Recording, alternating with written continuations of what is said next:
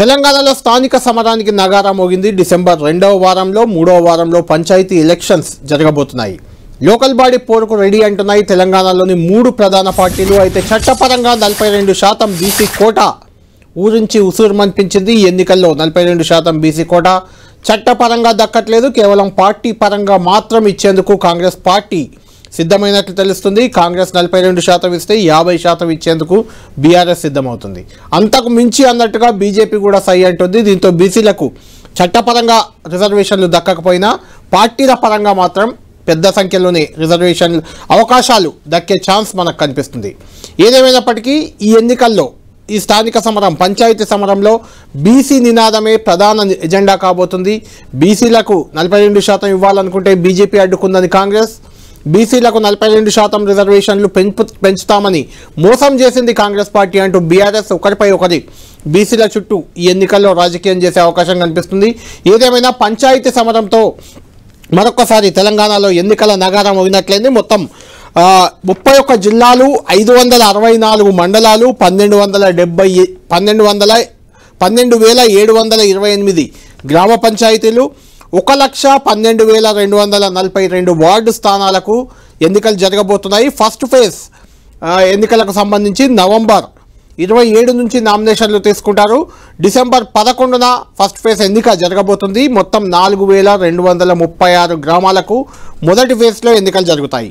ఇక రెండవ ఫేజ్ విషయానికి వస్తే 30 నవంబర్న నామినేషన్ల స్వీకరణ ప్రారంభమవుతుంది. 14 డిసెంబర్న ఎన్నికలు జరగబోతున్నాయి. మొత్తం 4,333 గ్రామ పంచాయతీల్లో. అదేవిధంగా మూడవ ఫేజ్లో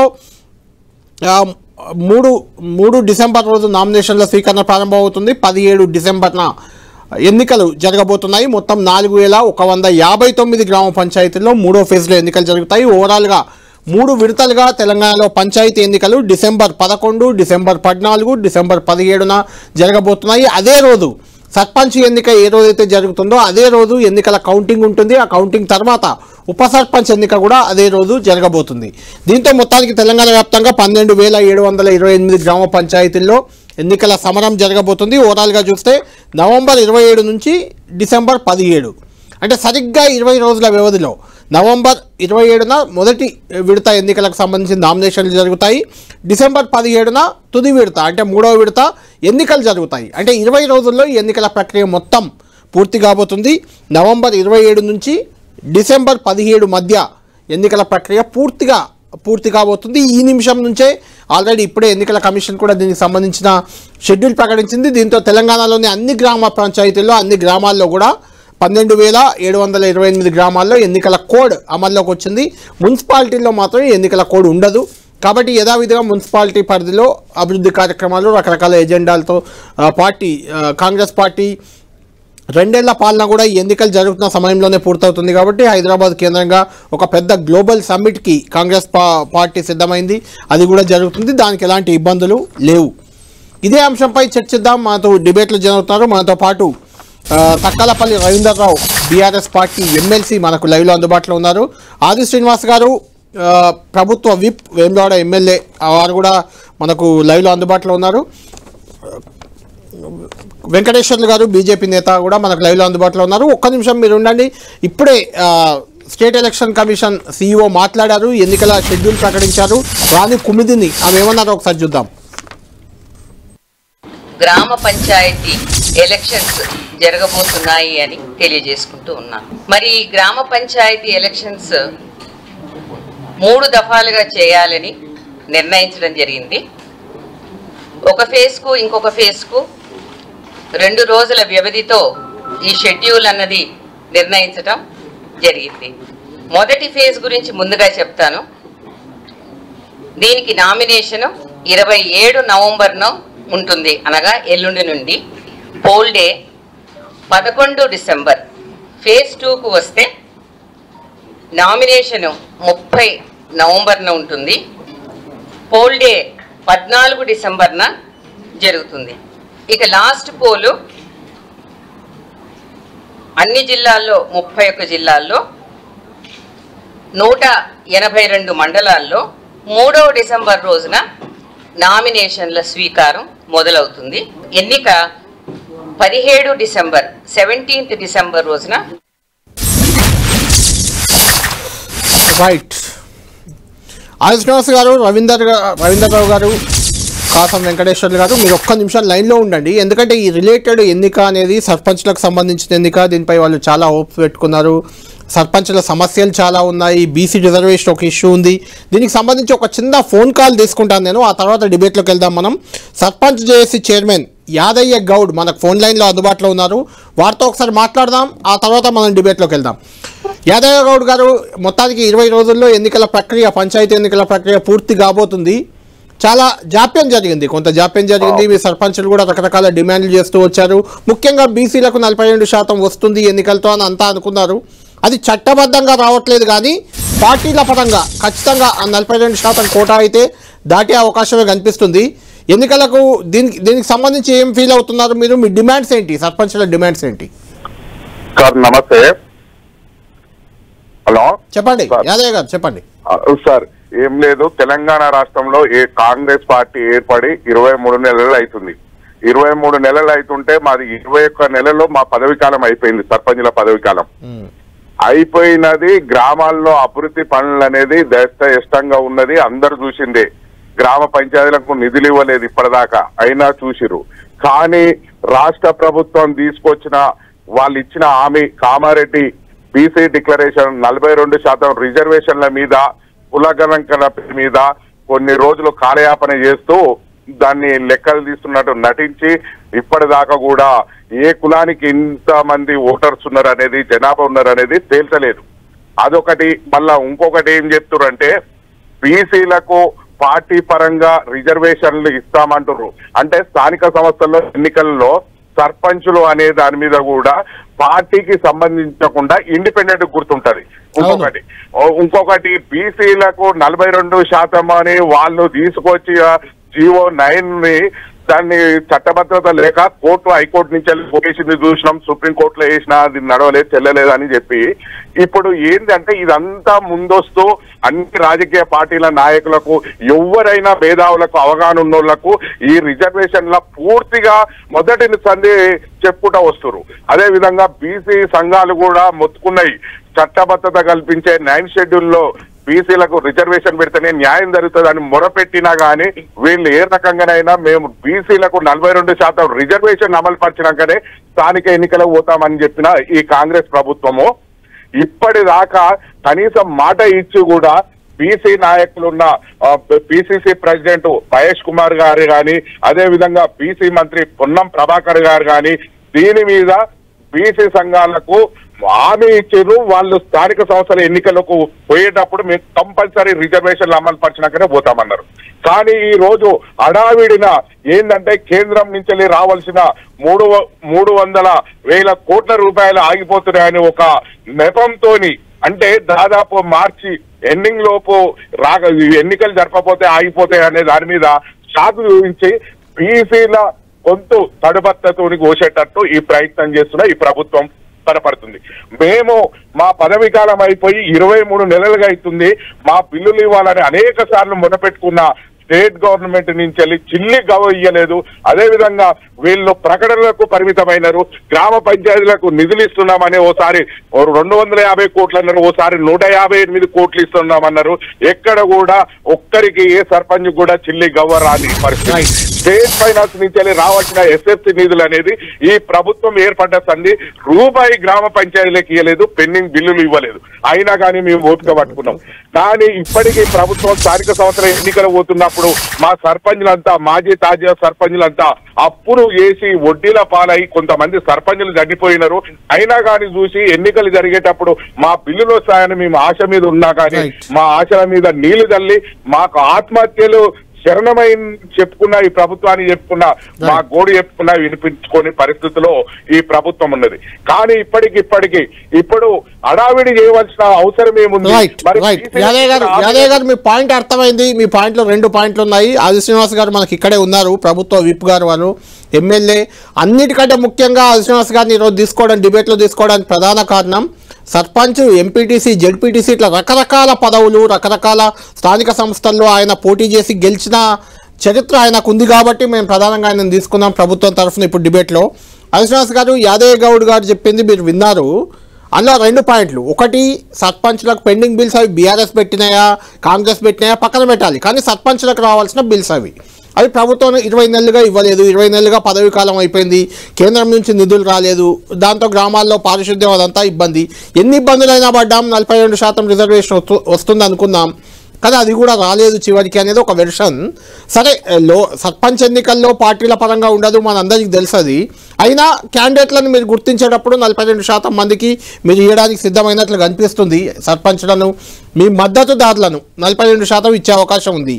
కానీ అయినా దీన్ని అంటే ఎలా ఫేస్ చేయబోతున్నారు? గ్రామాల్లో ఉన్న సమస్యలు కానీ సర్పంచ్ల డిమాండ్లు కానీ 42% ఇవ్వకుండా ఎన్నికలకు పోవడాన్ని కానీ ఎలా చెప్పుకోబోతుంది ప్రభుత్వం అంటే ఏం చెప్తారు?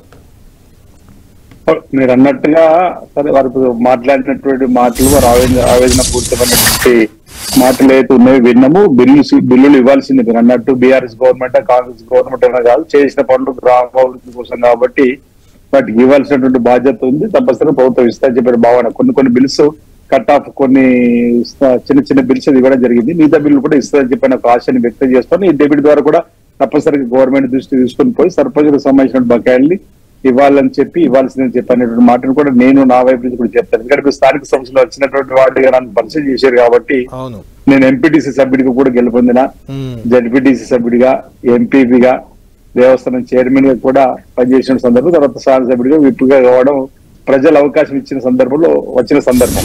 మనం ఇక్కడ మన ముందున్నటువంటి సందర్భాన్ని బట్టి బీసీలకు 47% రిజర్వేషన్ వెళ్ళాలని చెప్పిన ఆలోచనతో మనం కృతనిశ్చయంతో ముందుకు పోయినాం. అసెంబ్లీలో బిల్లులు ప్రవేశపెట్టుకున్నాము, 2 చట్టాలు తయారు చేసుకున్నాము, ఒకటి ఆర్డినెన్స్ కూడా 2018 సవరణ చట్టం తీసుకున్నాము. అది గవర్నర్ దగ్గర ఆగింది, రాష్ట్రపతి దగ్గర ఆగినటువంటి మనం అన్ని కూడా చూసినాం. అంటే మన ప్రయత్నాలు అన్ని కూడా చేసినాం. ఇప్పుడు మనకు 3 అంశాలు, మన 3 అంచెల వ్యవస్థలో ఇక్కడ సర్పంచ్, ఎంపీడీసీ, జడ్పీడీసీ కూడా జరుపుకోవాల్సిన సందర్భం.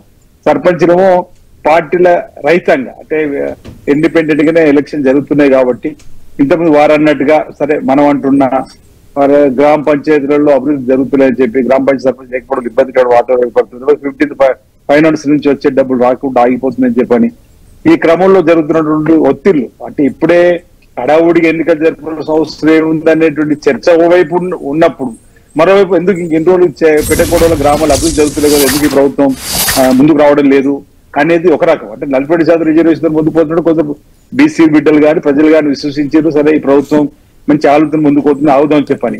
కానీ అక్కడ పరిస్థితిని చూసిన తర్వాత సరే పార్టీ రైతాంగ ఎన్నికలు కాబట్టి ముందుకు వెళ్దాం, పార్టీ పరంగా 40% రిజర్వేషన్ ఇద్దామని చెప్పని రాజకీయం కాలుతో ముందుకు పోయినప్పుడు ఎంపీ జడ్పీసీ ఎలాగో 42% వెళ్దాం, దానికోసం కాస్త ఆగిన పనులని చెప్పిన ఆలోచనతోని వారు ముఖ్యమంత్రి గారు, పీసీ అధ్యక్షులు నిజం ప్రభుత్వం నిర్ణయించుకొని ముందుకు పోతున్నటువంటి తరుణంలో జరగబో ఎన్నికలు జనరల్ గా స్థానిక సంస్థల ఎన్నికలు అంటే ప్రభుత్వానికి ఎడ్జ్ ఉంటాయి. ప్రజలు కూడా ఒక మూడ్ ఈ ప్రభుత్వం ఉంది కాబట్టి ప్రభుత్వానికి అనుకూలంగానే మద్దతు ఇద్దాం, ప్రభుత్వం సంబంధించినటువంటి వారినే సర్పంచ్ ఎంపిక చేసుకుని మన గ్రామానికి అత్యధిక నిధులు వస్తే మన గ్రామాన్ని అభివృద్ధులు తీసుకుని పోవచ్చని చెప్పిన భావనతోటి కాంగ్రెస్ పార్టీకి సంబంధించినటువంటి సామాజిక సేవతోటి సాంఘిక దురాచార రూపుమాపే క్రమంలో సేవ చేసేటువంటి వారికి అవకాశం వస్తుందని చెప్పిన ఒక భావన.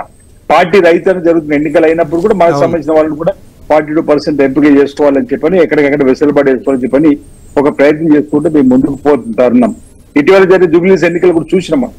ఒక రకంగా రెఫరెండంగా భావిస్తారని చెప్పిన ప్రతిపక్షాలు అన్నప్పుడు కూడా నింపాదిగా మేము చేసిన సంక్షేమ కార్యం చెప్తాం వెళ్ళినాం. ప్రజల మూడు కూడా తెలిసింది కాబట్టి ఆ ఆలోచన పోతాం. రేపు వారు అన్నట్టుగా ఇప్పుడు సర్పంచ్ గారు, వారి చైర్మన్, ప్రెసిడెంట్ గారు, రాష్ట్ర అధ్యక్షుడు ఉన్నటువంటి వారి యొక్క ఆలోచన, వారి ఆవేదన, వారు ఏదైతే అన్నారో అది వాస్తవం. దాన్ని కూడా తప్పనిసరిగా మేము ప్రభుత్వం దృష్టికి తీసుకుని వెళ్ళి వాటికి నిధులు ఇవ్వాల్సిందే. వారికి పద్ధతి ప్రకారం అంటే మనకు ఉన్నటువంటి ఆర్థిక పరిస్థితి కూడా వారికి తెలుసు. మనం కావాలని ఆపినటువంటి సందర్భం కాదు, రాష్ట్ర ఆర్థిక పరిస్థితిని బట్టి జరిగినటువంటి వెసులుబాటుగా చూడాలని చెప్పి సందర్భం సరిగా మీ డిబేట్ సందర్భంగా వచ్చినటువంటి అంశాన్ని కూడా దగ్గర గవర్నమెంట్ దగ్గర చెప్పే గుడ్ ఈవినింగ్ రవీంద్రరావు గారు, మిమ్మల్ని అడగనివ్వండి, క్వశ్చన్ అడగనివ్వండి. మేము మొన్న కంటోన్మెంట్ ఎన్నికలు ఓడిపోయారు, జూబ్లీస్ ఎన్నికలు ఓడిపోయారు, ఇప్పుడు లోకల్ బాడీ ఎన్నికలు నిజంగా మీకు సవాల్. ఎందుకు సవాల్ అంటుందా అంటే ఇన్ జనరల్ గా ఇప్పుడు ఆది శ్రీనివాస్ గారు చెప్పినా ఎవరు చెప్పినా అది వాస్తవం. కొంత అధికార పార్టీ వైపు ఎడ్జ్ ఉంటుంది లోకల్ బాడీ ఎన్నికల్లో. ఇంకా 3 ఏళ్ళు ప్రభుత్వం ఉంటుంది, ఏమైనా డెవలప్మెంట్ చేసినా ఇప్పుడు సర్పంచ్ల బకాయి బిల్లులు ఉన్నాయి, ఆ బిల్లులు ఏమైనా ఇచ్చేదైనా ప్రభుత్వం ఇస్తుంది, మీరైతే ఇవ్వలేదు కదా, అది కొంత మీకు మైనస్ ఉంటుంది. ఎలా ఎదుర్కోబోతున్నారు అంటే ఏం చెప్తారు ఎన్నికల్ని? గుడ్ ఈవినింగ్ కళ్యాణ్ గారు, మీకు పెద్దల శ్రీనివాస్ గారికి ఇంకా వెంకటేశ్వర గారికి నమస్కారం. టీవీ ప్రేక్షకులు. అయితే ఆది శ్రీనివాస్ గారు పెద్దలు సరే ఇక మరి వారు తెలిసి అన్నారా తెలియక అన్నారా ఇక అది గంభీరంగానే అన్నారా అనేది విషయం వదిలేస్తే మాకు జూబ్లీహిల్స్ ఎన్నిక ద్వారా ప్రజల మూడేందో తెలిసింది కాబట్టి ఇక మేము ఎన్నికలకు వచ్చినామనే ఉద్దేశం అయితే చాలా స్పష్టంగా వారి మాటల్లోనే అన్నారు. అంటే 2 సంవత్సరాలు మీరు ప్రజలు ఓటేరు, మీరు ఇచ్చిన పథకాలు అమలు పరచలేదు కాబట్టి అనుకూలంగా ఉండరేమోనని వాయిదా వేసింది అనేది, దానికి బీసీ కార్డు వాడుకున్నారు అనేది చాలా స్పష్టంగా అర్థమవుతారు. తర్వాత అపహాస్యం చేసేది ఏంది కళ్యాణ్ గారు అంటే పార్టీ పరంగా ఇస్తాం, ఇది పార్టీ పరమైన ఎన్నికలే కాదు, మీ పార్టీ గుర్తులే లేవు, దీనికి పార్టీ పరంగా ఇస్తామని చెప్పడం అనేది మరొక అపహాస్యం. ఇంకా నేను ఒకటి ఎగ్జాంపుల్ చెప్తా, వీరు ఎంత అన్యాయంగా వ్యవహరించారు అనేది పెద్దల ఆది శ్రీనివాస్ గారు కూడా గుర్తించాలి. మా మహబూబాబాద్ జిల్లాలో 482 గ్రామాలు ఉన్నాయి, 18 మండలాలు ఉన్నాయి కళ్యాణ్ గారు. 24 గ్రామాలు మాత్రమే బీసీలకు సర్పంచ్లు అయినాయి. 482లో అదే 24 గ్రామాలు బీసీలు అయినాయి. కలెక్టర్ రవీంద్రరావు గారు అది ఎందుకు అయిందంటారు? అలా ఎలా జరిగింది? అది కేవలం 4-5%. అది మీరు వినండి, మీరు వినండి ఒక్క నిమిషం, అది పూర్తయినాక చెప్పండి. ఇది ప్రశ్న వేయడం సరిగా ఉంటది. అయితే 18 మండలాలలో 9 మండలాలు 0 బీసీ. ఫర్ ఎగ్జాంపుల్ నేను చెప్తాను, మానుకోట మండలంలో 41 గ్రామ పంచాయతీలు ఉన్నాయి, 25 ఎస్టీ, 3 ఎస్సీ, 1 మాత్రం బీసీ, 12 జనరల్. పెద్దగూడూరు మండలంలో 41 గ్రామ పంచాయతీలు ఉంటే 18 ఎస్టీ, 13 ఎస్సీ, 0 బీసీ, 10 గ్రామ పంచాయతీలు జనరల్. అట్లా కురవి మండలం 0, ఇనుగుర్తి మండలం 0, సీరోల్ మండలం 0, డోర్నకల్ మండలం 0, బయ్యారం 0, కొత్తగూడ 0, గార్ల 0, గంగారం 0. ఈ అన్ని మండలాలు 0. ఇక మీరు ఎగ్జాంపుల్ గా మీరు చెప్పండి, ఇక కేశవంతంలో 29 గ్రామ పంచాయతీలు ఉంటే 15 ఎస్టీ, 2 ఎస్సీ, 2 బీసీ, 10 ఇవి. అంటే 9 మండలాలు 0 ఉండి మరి ఎస్సీ 13 ఇస్తారట. ఎంత? పెద్దగూడూరు మండలంలో ఎస్సీ 13, ఎస్టీ 18, జనరల్ 10, 1 బీసీఏలే. ఏంటంటే ఇది బీసీలకు మీరు 42% చెప్పడం వల్ల 23% అయితే ఇవ్వాలి కదా, 23% అయితే చట్టబద్ధంగా ఉంది కదా, 50% రిజర్వేషన్ లో 23 అయితే ఇవ్వాలి కదా. మీరు మొత్తం జనరల్ ఇక్కడ 10 జనరల్కి ఇచ్చారు కానీ 0 పెడతారానండి. 13 ఒక మండలంలో ఎస్సీకి పెడితే ఏ లెక్క ప్రకారం వస్తుందో చెప్పండి. 13 గ్రామ పంచాయతీలు ఎట్లా వస్తాయో? అంటే ఇది అశాస్త్రీయం కాదా, దుర్మార్గం కాదా? ఏ రకంగా మేము కలెక్టర్ని అడిగాం, ఆర్టీఓని అడిగాం, ఏ ప్రాతిపదికన చేస్తుందని. అసలు ఎవడినే మూళ్ళ లేదు కళ్యాణ్ గారు, మొత్తం గంపగుత్తగా తలుపులు వేసుకున్నారు. ఎవ్వని మానాన ఏ ఫార్ములా వీళ్ళు ఎట్లా చూస్తారంటే ఎవడో వాడు పోయి కోర్టుకు పోవాలి, కేసు వేయాలి, ఈ ఎన్నిక కూడా జరగకుండా చూడాలి. శాస్త్రీయ పరమైన ఏ రకం కూడా ఇక్కడ లేదు. 482 గ్రామాల్లో 23% రావాలి కదా కళ్యాణ్ గారు. అవును, 23% ప్రకారం మరి ఎన్ని గ్రామ పంచాయతీలు రావాలి? 24 గ్రామ పంచాయతీలు వస్తాయండి మహబూబాబాద్ జిల్లాలో. ఇదా మీరు ఎన్నిక పెట్టే విధానం? ఇదా మీరు ప్రజాస్వామ్యానికి ఇచ్చే విలువలు? నేను గెలిచిన ఒక్క నిమిషం అడుగుతాను. చాలా ఇంపార్టెంట్ పాయింట్ మీరు లేవనెత్తింది, చాలా ఇంపార్టెంట్ పాయింట్. అందుకే ఆది శ్రీనివాస్ గారిని ఆన్సర్ ఇప్పిస్తాను. ఒక్క నిమిషం లేదండి. ఆది శ్రీనివాస్ గారు దీనికి ఏం చెప్తారు అంటే ఈ ఎన్నికలు కూడా మళ్ళీ ఎవరైనా కోర్టుకెళ్ళి ఆపే అవకాశం ఉంది అనేది రవీంద్రరావు గారి వాదన. ఎందుకు ఇలా జరిగింది అంటే ఏం చెప్తారు? ఇప్పుడు నేనేమో అధికార పార్టీకి ఎడ్జ్ ఉంటుందనే మాట చెప్తూ మొన్న ఎలక్షన్ చెప్తున్నాను, ఎలక్షన్ మీరు బలంగా పెట్టిరా అనే మాట వారు అంటున్నారు. అంటే ఇప్పుడు మళ్ళీ వారేమంటున్నారు, కోర్టు కోతలను ఆపాలని చూస్తున్నారని చెప్పారు. అంటే వారికి ఆపాలని ఏమన్నా ఉందేమో. అట్లా ఇలా ఇచ్చినాక ఎలా అండి? ఇప్పుడు బీసీలకు అక్కడ 0 ఉన్నాయి, 0 ఉన్నప్పుడు ఎలా? అదే చెప్తున్నాను. ముఖ్యమంత్రి భౌగోళిక పరిస్థితి కులాల ఆధారంగా కూడా మనకు రిజర్వేషన్ ప్రక్రియ స్థానిక సంస్థ జరిగేటువంటి అవకాశం ఉన్నప్పుడు డెడికేషన్ కమిషన్ ద్వారా వచ్చినటువంటి ఆలోచనతో ఎన్నికల కమిషన్ ముందు పోయే క్రమంలో జిల్లా కలెక్టర్ రిజర్వేషన్లు అమలు చేసే పరిస్థితి.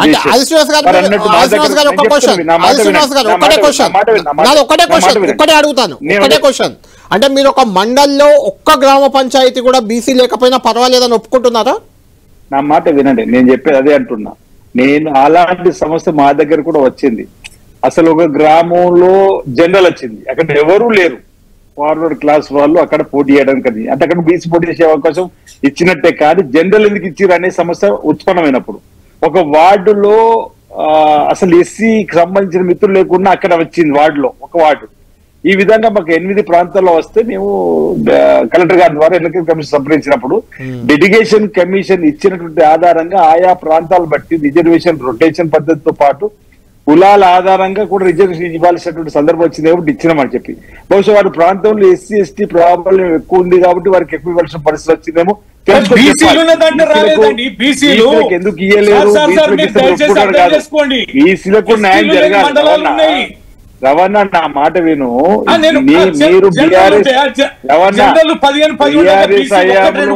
రిజర్వేషన్లకు ఇప్పటికి తేడా ఉండదు.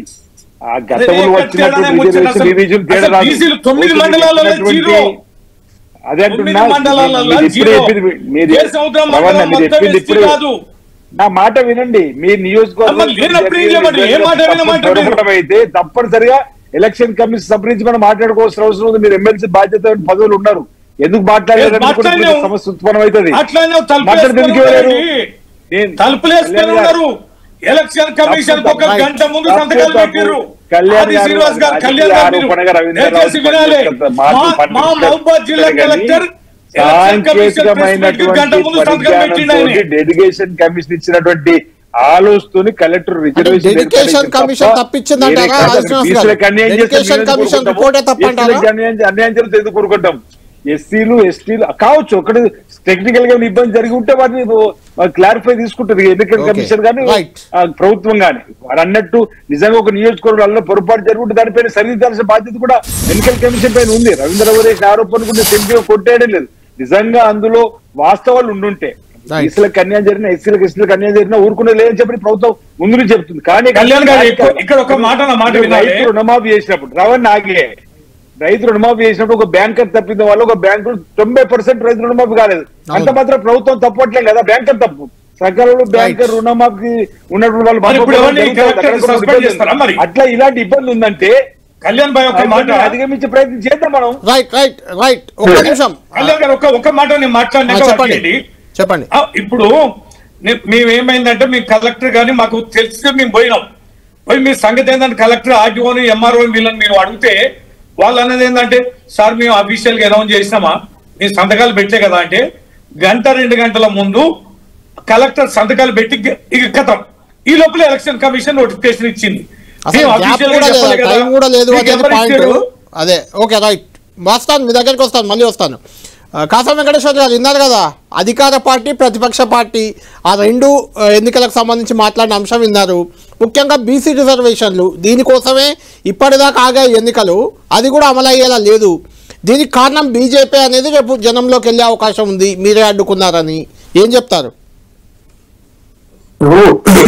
కాంగ్రెస్ పార్టీ ఎప్పుడైనా నిజం చెప్పిందా అండి? కాంగ్రెస్ పార్టీ ఎప్పుడు కూడా వాళ్ళ ఇష్టానుసారంగా ఆరోపణలు చేయడం మాత్రమే చేస్తూ ఉంటారు. ఇవాళ భారతీయ జనతా పార్టీ ఓట్ల చోరీ చేసింది అని ప్రచారం చేశారు కదా. ఇవాళ బీసీ రిజర్వేషన్ల చోరీ కాంగ్రెస్ పార్టీ చేసింది. మేము ఎప్పుడు కూడా కాంగ్రెస్ పార్టీ అసెంబ్లీలో తీర్మానం పెడితే మేము ఖచ్చితంగా దానికి మద్దతు ఇచ్చినాం. మీరు కోర్టుకు పోతే మీరు ఏం చేయాలనో మీరు తీసుకురండి అని చెప్పినాం. కానీ అది ఏం చేయకుండా రకరకాల స్క్రిప్ట్లు రాసుకొని స్క్రిప్ట్లన్నీ రాతలంతా అయిపోయిన తర్వాత అడావుడిగా ఇలా 3200 కోట్లు కేంద్ర ప్రభుత్వం నుంచి రావడం కాబట్టి ఆ పైసలు కూడా లేకపోతే గ్రామ పంచాయతీలు నడపలేమని చెప్పేసి ఇవాళ కొత్త ఆలోచన చేసింది. అయితే ఇంతకు ముందు మీ చర్చ చూస్తా ఉన్నాను. ఆ చర్చలో ఒక విషయం స్పష్టంగా కనపడుతుంది ఏంటంటే, ఇవాళ చేసినటువంటి రిజర్వేషన్ల ప్రక్రియ ఏదైతుందో అది తప్పుల తడకగా ఉన్నది.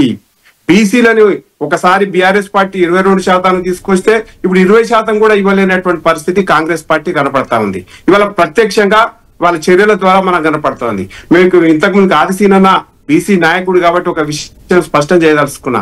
మీరు ఇంతకు ముందుకే చెప్పారు, డెడికేటెడ్ కమిషన్ ఇచ్చినటువంటి రిపోర్ట్ ప్రకారం బీసీ రిజర్వేషన్ చేయాలా, కానీ ఎస్సీలకు ఎస్టీలకు సంబంధించినటువంటి రిజర్వేషన్స్ ఇచ్చేది జనాభా ప్రాతిపదికన సెన్సెస్ ప్రకారం చేయాలా. కానీ వాళ్ళు ఏం చేశారంటే గ్రామ పంచాయతీలన్నింటినీ కూడా బీసీలై మాత్రం డెడికేషన్ కమిషన్ ప్రకారం చేసిరు, కొన్ని ఎస్సీలై మాత్రం సెన్సస్ ప్రకారం ఎస్టీలై సెన్సస్ ప్రకారం చేసిరు. కానీ వార్డ్ మెంబర్ల కాడికి వచ్చేసరికి బీసీలై మొత్తం కూడా సెన్సస్ ప్రకారం చేసిరు. డెడికేటెడ్ కమిషన్ ప్రకారం చేయని కారణంగా 2.7% టోటల్ గా. మీరు 2.7% అంటే మీకు చిన్నగా పడుతుంది. కానీ మొత్తం వార్డుల సంఖ్య చూసుకున్నప్పుడు 1,20,000 వార్డులలో 2% అంటే 2.7 అంటే ఎంత చెప్పండి ఒకసారి ఆలోచన చేయండి. ఎన్ని వేల వార్డు మెంబర్లు బీసీలు నష్టపోయారో మనకు స్పష్టంగా కనబడతా ఉంది. దీన్ని ఎవరు కూడా పట్టించుకుంటలేరు. పాపం బీసీ సంఘాలు కూడా మొత్తుకునేటువంటి పరిస్థితి చేసినాయి. ఇదన్నా చెట్టి కోట్ల ఆగుతున్నాయేమో అని చెప్పేసి కొంతమంది అనుకున్నారు. కానీ ఇవాళ జరిగింది ఏంటంటే కోట్ల ఆగాకపోను ఆదరాబాద్గా ఇవాళ ఆ నోటిఫికేషన్ వేసేసి ఎన్నికల కమిషన్ తోటి షెడ్యూల్ ప్రకటించేసి చేతులు దులుపుకునేటువంటి ప్రయత్నం చేస్తున్నారు. బీసీలకు 42% పక్కకు పెట్టండి, ఇవాళ 22% నుంచి కూడా 2.7% వార్డు మెంబర్ల తక్కువ చేసినటువంటి ఘనత కాంగ్రెస్ పార్టీకి ఇలా స్పష్టంగా మనకు కనబడుతుంది. అంటే కాసం గారు ఇక్కడ ఒక పాయింట్ ఏంటంటే బీసీలకు సరే ఇప్పుడు ఇది పార్టీ గుర్తుల ప్రకారం జరిగే ఎన్నికలు కావు, అయినా కూడా పార్టీ మద్దతుదారులకు కార్యకర్తలకే కదా గ్రామాల్లో టికెట్ అంటే అభ్యర్థిగా చెప్పేది తాము మద్దతు ఇస్తున్నామని ఎమ్మెల్యేలు ఎంపీలు మీరు ప్రచారం చేసుకునేది అదే. కాబట్టి కాంగ్రెస్ 42% మందికి సర్పంచులుగా అవకాశం ఇవ్వబోతుంది. దానికి సిద్ధమయ్యారు. బీఆర్ఎస్ 50 అంటుంది. కళ్యాణ్ గారు ఒక విషయం స్పష్టం చేయదలుచుకున్నా నేను. ఇవాళ కాంగ్రెస్ పార్టీ 22% అఫీషియల్ గా బీసీలకు రిజర్వేషన్లు అని చెప్పేసి ఇవాళ నోటిఫికేషన్ వేయించింది. ఓకే, సంతోషమే. కానీ మిగతా 42% ఇస్తామన్నారు. ఇంకా 18% జనరల్ సీట్లను బీసీలకు ఇస్తారా? ఆది శ్రీనివాస్ గారిని గుండె మీద చేసుకొని చెప్పమనండి. ఒకవేళ ఇంకా దీనికి ఒక మతలబు కూడా చెప్తాను నేను. 42% రిజర్వేషన్స్ అనేవి మీరు ఇంతకు ముందుకు ఒక రిపోర్ట్ పెట్టింది కదా, డెడికేటెడ్ కమిషన్ రిపోర్ట్ ప్రకారం. దాని ప్రకారం జనరల్ సీట్లలో అన్నిట్లలో కూడా ఇలా రొటేషన్ పద్ధతిలో జనరల్ చేసిన సీట్లలో బీసీలకు అందరికీ కూడా జనరల్ సీట్లలో పోటీ చేసే అవకాశం కల్పిస్తారా? కాంగ్రెస్ పార్టీని ఖచ్చితంగా చెప్పమనండి. మేము 50% కాదు 60% రిజర్వేషన్స్ బీసీలకు టికెట్ ఇవ్వడానికి సీట్లను నిలబెట్టడానికి మేము సిద్ధంగా ఉన్నాం. అడుగుతాం. రైట్, హరిశ్రీనివాస్ గారు 42% పక్కాగా ఇస్తారా అనేది కాసం గారి ప్రశ్న. అంటే జనరల్ సీట్లలో కూడా మీరు బీసీలకు ఇవ్వాలి కదా, ఇచ్చినప్పుడే అది అవుద్ది 42%. అవునవును.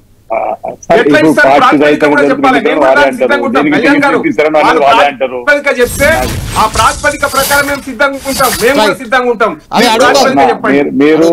మీరు వెంకటేశ్వర్లు గారిని పరిచయం చేసినప్పుడు ప్రేక్షకులకేమో సర్పంచుల సంఘానికి అధ్యక్షుడు కాదు వెంకటేశ్వర్లు గారు బీజేపీ నేత, ఆయన బీజేపీ కీలక సీనియర్ నేత.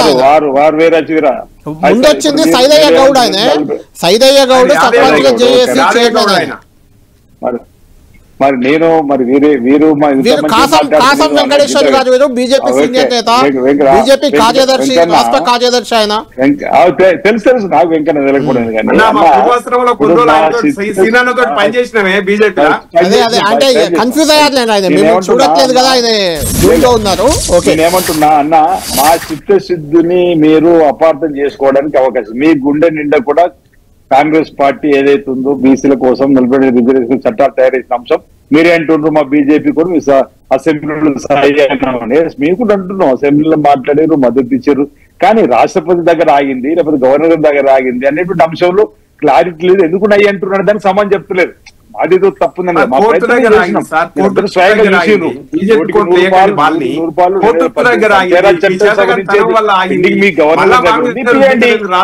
నిజంగానే మీకు చిత్తశుద్ధి ఉంటే నిజంగా మా బీసీ బిడ్డలు మన బీసీ బిడ్డలు 40% రిజర్వేషన్ ఇవ్వాలనుకుంటే ఇప్పుడు ఎంపీటీసీ జెడ్పీటీసీ ఆపినాం కదన్నా, వాటికి ఎట్లాగో ఇవి రావాలని కోరుకుంటున్నాం. మీరు భారతీయ జనతా పార్టీ నాయకత్వం ఒప్పించండి, మెప్పించండి, గవర్నర్ గారి దగ్గర ఆర్డినెన్స్ క్లియర్ చేయించండి, రాష్ట్రపతి దగ్గర క్లియర్ చేయించండి. ఈరోజు 40% రిజర్వేషన్ ఇప్పించడానికి ఆరాము పోదాం. లేదు మీరు అన్నట్లు గుండె చేసుకుంటారు 100% తప్పనిసరిగా జనరల్ సీట్లలో కూడా అలాంటి పరిస్థితి వచ్చినప్పుడు బీసీ బిడ్డలకు అవకాశం కల్పిస్తాం. గట్టిగా నిలబడదాం, పోరాడదాం. మీ పార్టీ మీరు పోరాడండి, మా పార్టీ మేము పోరాడదాం. మరి రవాణా కూడా వాళ్ళ పార్టీలో వారు కూడా పోరాటం చేస్తే ఎవరంటే బీసీ బిడ్డ పరిస్థితి రాలేదంటారా?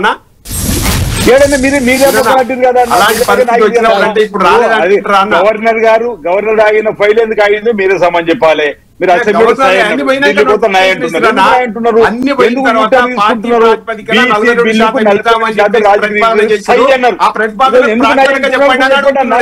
మీరు ముసుగులో గుద్దులాట అవసరం లేదు. థ్యాంక్ యూ కాసం వెంకటేశ్వర్ గారు, థ్యాంక్ యూ తక్కలపల్లి రవీందర్ గారు. మొత్తానికి స్థానిక ఎన్నికలు పంచాయతీ ఎన్నికలు మొదలు రాబోతున్నాయి. ఆ తర్వాత ఎంపీటీసీ జెడ్పీటీసీ కూడా వస్తాయి. ఇప్పుడు 42% రిజర్వేషన్ మాత్రం చట్టపరంగా అమలయ్యే అవకాశం లేదు. ఎంపీటీసీ జెడ్పీటీసీలకు అమలు చేస్తామనేది కాంగ్రెస్ మాటగా ఉంది. అది అమలవుతుందో లేదో చూడాలి. ఏమైనా 20 రోజుల్లో మొత్తం ఈ స్థానిక ఎన్నికల పంచాయతీ ఎన్నికల సమరం ముగియబోతుంది. 22 నవంబర్న ప్రారంభం అవుతుంది. 17 డిసెంబర్తో ముగియబోతుంది. 20 రోజుల్లోనే మొత్తం 3 దశల్లో ఎన్నికలు జరగబోతున్నాయి. ఇందులో బీసీ ఎజెండానే ప్రధాన అంశంగా ఉండబోతుంది. రిజర్వేషన్లపై కూడా చాలా ఫిర్యాదులు ఉన్నాయి. కొన్ని మండలాల్లో అసలు 0 బీసీ పంచాయతీలు, 0 బీసీ వార్డులు కొన్ని గ్రామాల్లో ఇట్లా రకరకాలుగా ఉన్నాయి. దీనిపై ఏం జరగబోతుంది, ఎన్నికల కమిషన్ ఏం చేయబోతుంది, లేదంటే మళ్ళీ ఎవరైనా కోర్టుకు వెళ్తే పరిస్థితి ఏంటి, ఇలాంటి చాలా అంశాలు దీనిలో కూడా ముడిపడి ఉన్నాయి. కాబట్టి చూడాలి ఏం జరగబోతుంది అనేది. ఇది ప్రైమ్ టైం డిబేట్.